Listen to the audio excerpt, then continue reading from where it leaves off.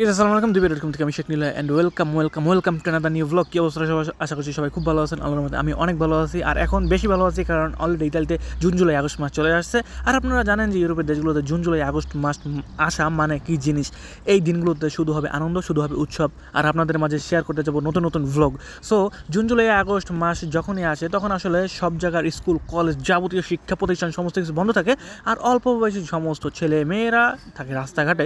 আর এছাড়াও June July August মাসে আপনার এই যে খেলাধুলার আইটেমগুলো বেশি থাকে। আর আমরা এখন যেখানে আছি এটা হচ্ছে টুরিস্ট পয়েন্ট, আর এই টুরিস্ট পয়েন্টেই আমাদের ঘোরাফেরার যাত্রাটা বেশি হয়ে থাকে, কারণ আমাদের বাসাটা এখানেই। প্রায় আমরা এখন যেখানে আছি এখান থেকে আমাদের বাসায় যেতে প্রায় 10 থেকে 15 মিনিট সময় লাগে। সো আমাদের ভাগ্যটা খুবই ভালো যে লক্ষ লক্ষ মানুষ, হাজার হাজার মানুষ দেশ বিদেশ থেকে ঘুরতে আসে এই শহরটাতে, আর ওই শহরটাতেই মূলত আমরা থাকি। আর আজকে আমি যখন এই জুলিয়ানা শহরটাতে আসলাম, আসার সাথে সাথে দেখতে পেলাম যে এখানে একটা বাস্কেটবলের খেলার আয়োজন করছে। সো গাইস, আমি আসলে এই খেলার আগামাতা কিছুই বুঝি না, জাস্ট এখানে দেখলাম যে এখানে মেয়েরা লাফাইতেছে, আর পুরো ম্যাচটাই ছিল মেয়েদের, অর্থাৎ মেয়েরাই এখানে দুই দলে যারা আছে পুরোটাই মেয়েরা।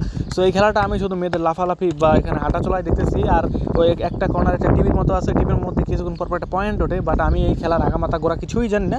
জাস্ট চেয়ে দেখলাম যে আসলে কীভাবে এই খেলাটা করে। আর ইতালিয়ান মানুষদের কথা কি বলবো ভাই, ওরা যে লাফাইতে পারে রে, ওরা আসলে যে পরিমাণে দৌড় দেয় মনে হয় যে এগুলো একটা আসলে যে কি এক বাঘ আছে না, চিতাবাঘ, ওই বাঘের মতো করে এক একটা দৌড় দেয়, যে দৌড়ের সাথে আসলে চিতাবাঘও হার মেনে যাবে। যাই হোক, এটা কথার কথা ছিল। আর এগুলো মূলত সন্ধ্যার পরে বেশিরভাগ অনুষ্ঠিত হয়, আর এরকম মাঠ এই জুলিয়ানোভা শহরে সাগরের পাশে কিছুক্ষণ পরপরেই থাকে, বা অনেকগুলো এরকম মাঠ আছে যেই মাঠের মধ্যে আসলে প্রতিদিন বা বলতে পারেন যে অনেকদিন পর ওরা বড় বড় ম্যাচ রাখে। আসলে এই কবে থেকে এই খেলাগুলো হয় এগুলো আগে থেকেই জানিয়ে দেয়।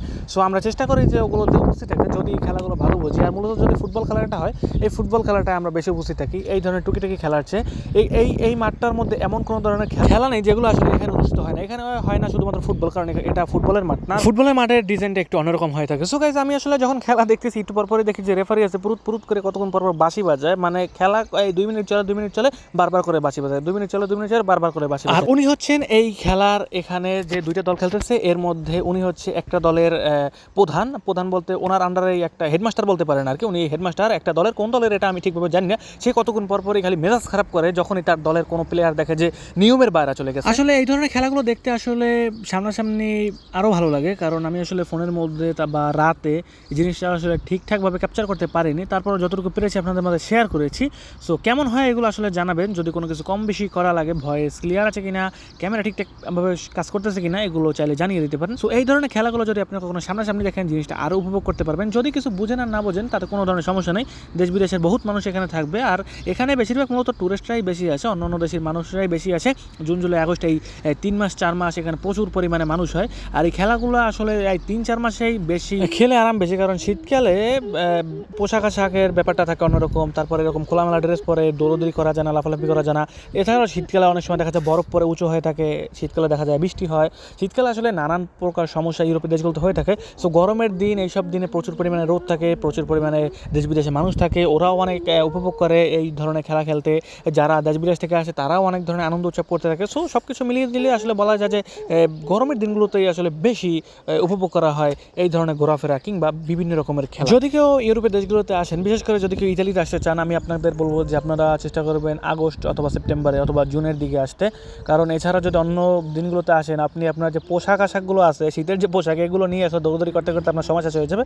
সো ঘোরাফেরা করে খুব একটা মজা পাবেন না, কারণ শীতকালে প্রচুর পরিমাণে পোশাক পরা লাগে, আর এত প্রকার পোশাক আশাক পরে একজন মানুষ কখনো এই সুন্দরভাবে ট্রাভেল করতে পারে না। চাইলে আপনি সব কিছু করতে পারবেন না, বা বেশি বেশি আনন্দ উৎসব করতে পারবেন না, বেশি বেশি মানুষজনের সাথে সাক্ষাৎ করতে পারবেন না যদি শীতকালে আসেন। আমি চাইবো যে যদি কেউ আসেন গরমের দিনে আসার চেষ্টা করবেন, গরমের দিনগুলোতে খুবই উপভোগ করতে পারবেন। ওরে বাবু, খেলা দেখতে আসি খেলা মোটে শেষই হয় না। কতক্ষণ পরপর এই খালি হেরা কি পুরুত কত বাজি বাজাই খেলাটা থামাই দেয়, যে এই দেই দৌড়তে বাজি বাজাই থামাই দেয়। কি যে খেলার অবস্থা আসলে। এই সমস্ত খেলা কারা যে দেখে, কারা যে কী করে, কারণ টিভিতে মাঝে মাঝে দেখি যে এরকম খেলাধুলার আয়োজন করা হয়, বাট এই ধরনের খেলাগুলোর আগামাথা কিছুই জানি না, কিছুই বুঝি না। ফুটবলটা তো অনেক কষ্ট করে শিখছি, বাট এই ধরনের খেলাগুলো দেখি দৌড়তে দাপ করে থামাই দেয়। আবার কতক্ষণ পরপর দেখি যে এরা একটা নিয়ম দিয়ে দেয়, সামনে যাই দাপ করে বলের মধ্যে আন্দাই দেয়, আবার হ্যাঁ দেয় পয়েন্ট হয়ে যায়। আবার কতক্ষণ পর মিনিট দেয়, কতক্ষণ খাইলায় ঘুরে পরে আবার 5 মিনিট পর খেলা শুরু করে দেয়। মূলত গাইস, এগুলো আমি আমার দেশে থাকতে কখনোই এই ধরনের খেলা দেখিনি বা সম্মুখীন হইনি, বিশেষ করে মেয়েদের। আমাদের দেশের ছেলেরাই ভালো করে খেলতে পারে না, মেয়েদের কথা কি বলবো।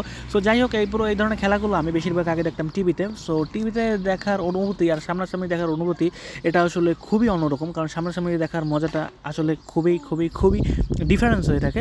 সো টিভিতে দেখা আর সামনাসামনি দেখা যদি কেউ দেখেন কমেন্ট করে জানাবেন যে আসলে কোন খেলাটা দেখতে বেশি ভালো লাগে।